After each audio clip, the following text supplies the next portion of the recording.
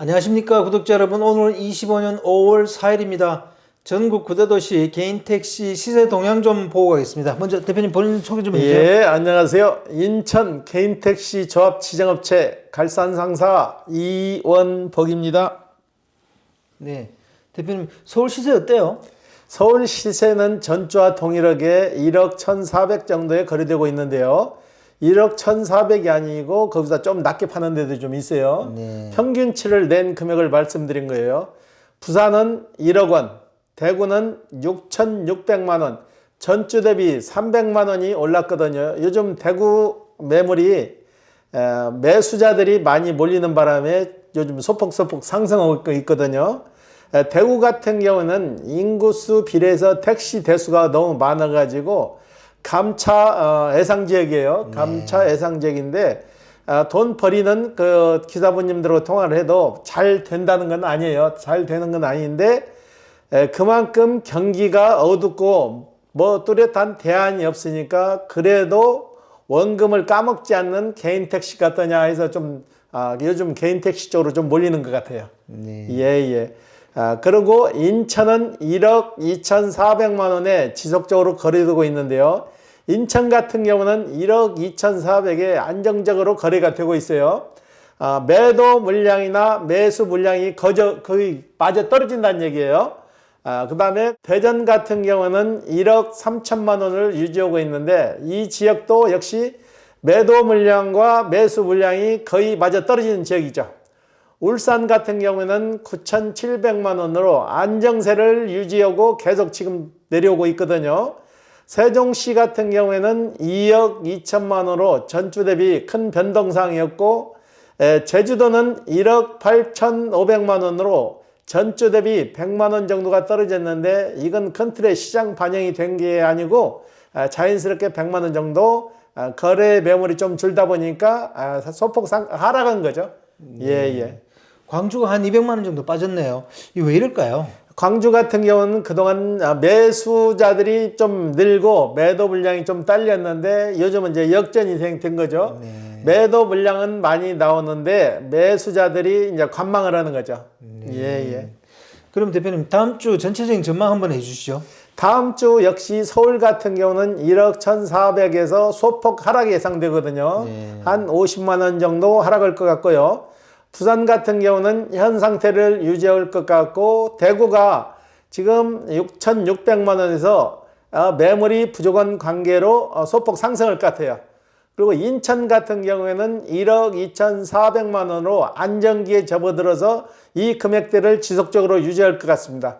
광주 같은 경우는 1억 4,300만 원으로 전주 대비 200만 원이 하락했는데 광주 역시 더 소폭의 하락이 예상되고요.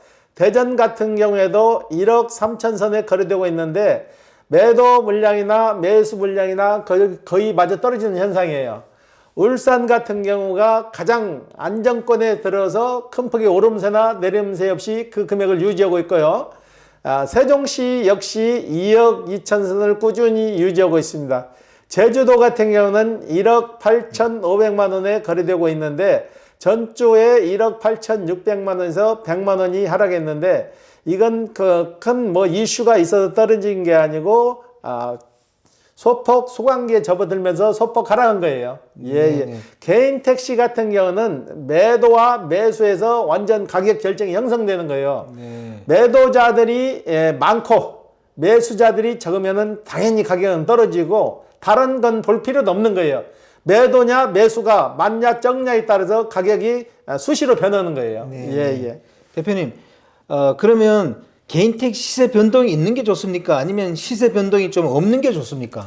시세 변동 없이 그 금액대를 꾸준히 유지하고 가는 게 최고죠. 인천 같은 경우가 그런 사례거든요.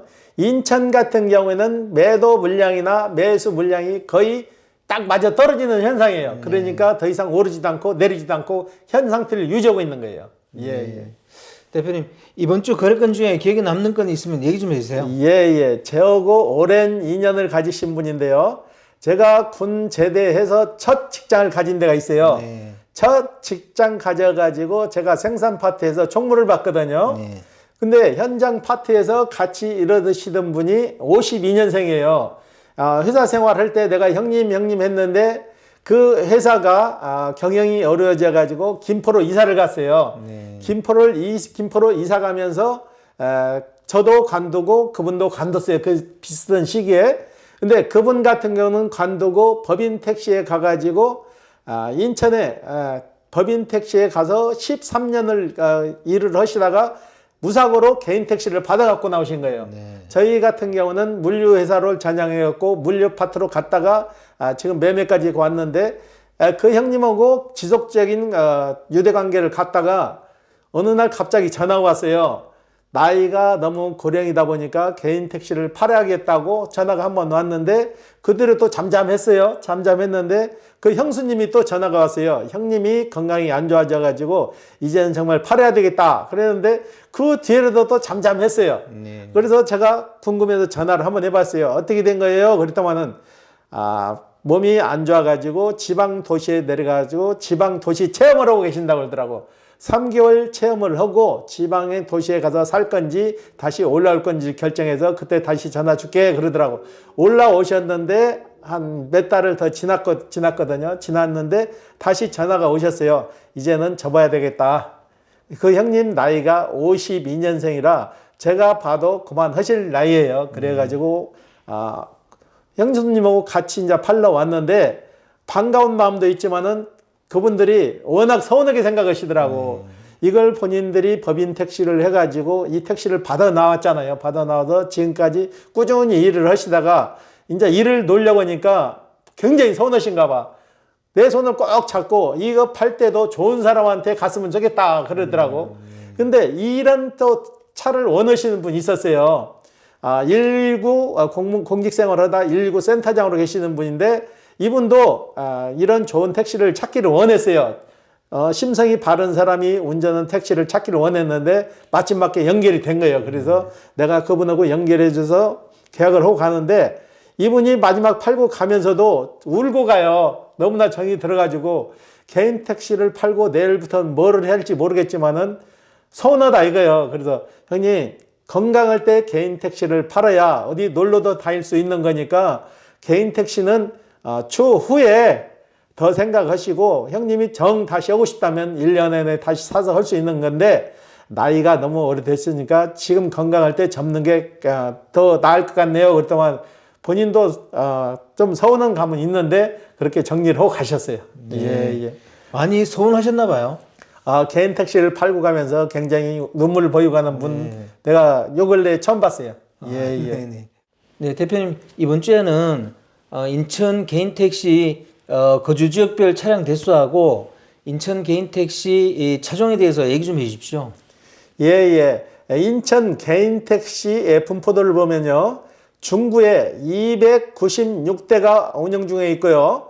동구는 263대, 미철구에는 1447대, 연수구는 1051대, 남동구는 1665대, 부평구는 1361대, 계양구는 1002대, 서구는 1723대, 강화가 117대, 웅진군이 16대가 운행 중에 있습니다. 네, 그러면 인천 지역 개인 택시 차종은요? 중형, 모범, 대형, 고급 택시로 나눠가지고 중형 택시가 8,755대, 모범 택시가 39대, 대형 택시가 67대, 고급 택시가 86대가 운행 중에 있습니다. 네, 대표님 개인 택시 하시는 분들이 인천 지역에서 선호하는 지역이 있나요? 크게 선호하는 지역은 필요가 없는 거죠. 네. 개인 택시 같은 경우는 각 지역에 분포돼서 그 지역에서만 일하는 게 아니고 인천 전 지역을 커버해서 돌아다니기 때문에 특별하게 선호하는 지역은 없는 걸로 알고 있어요. 네. 다만 인구 유입이 많이 되는 도시가 서구다 보니까 서구 쪽에 개인 택시 대수가 제일 많은 거죠. 네. 대표님 개인 택시 보면은 중형 택시가 가장 많네요. 일단은 중형 택시는 일반 돌아다니는 택시의 대부분을 차지하는 게 중형 택시죠. 옛날 같은 경우에는 중형 택시도 있고 소형 택시도 있고 다 여러 종류가 네, 있었는데 네. 지금은 소형 택시가 자체가 없잖아요. 네, 네. 그러다 보니까 중형 택시, 모범 택시, 대형, 고급 택시로 이렇게 분류가 되는 거죠. 네, 네. 예. 고급은 86대밖에 안 돼요. 예, 예. 인천 같은 경우는 공항을 끼고 있잖아요. 네. 공항과 항만을 끼고 있기 때문에 고급 택시는 대부분이 송도 신도시나 청라 신도시 그렇지만 공항에서 많이 움직이죠. 모범 택시나 대형 택시 역시 공항 위주로 해서 많이 움직이는 거예요. 네, 예, 그렇군요. 그럼 대표님 중형 택시하고 고급 택시 실제 수익 차이가 많아요? 이르는 방법의 차이일 뿐이지 수입에서는 그렇게 큰 차이 나지 않아요.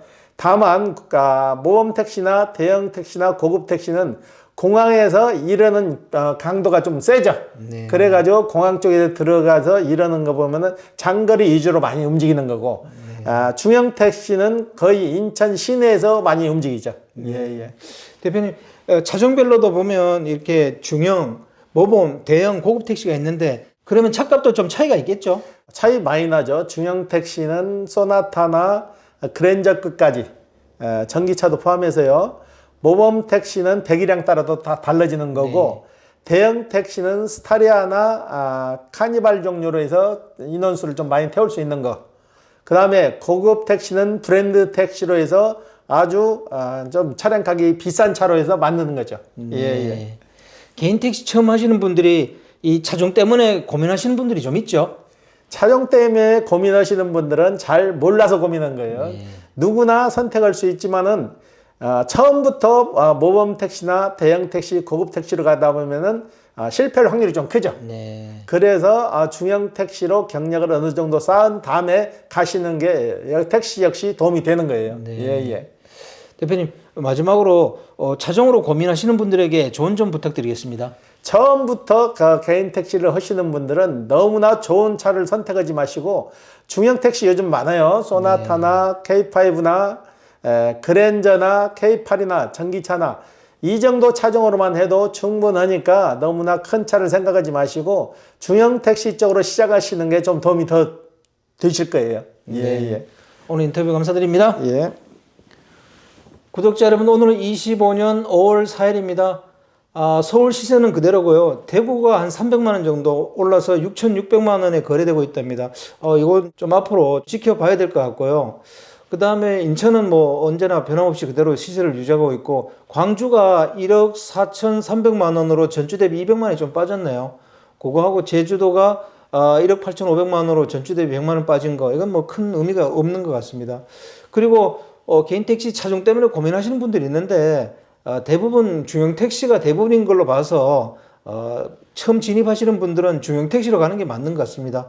그 외에 대형이나 모범, 고급 택시를 하시고 싶은 분들은 매매 상사에 오셔가지고 대표님하고 좀 상담도 하고 그런 다음에 선택했으면 좋겠습니다. 자, 호화제는 다음 주에 또 다른 주제로 구독자 여러분 찾아뵙겠습니다. 안녕히 계십시오. 호호아제였습니다.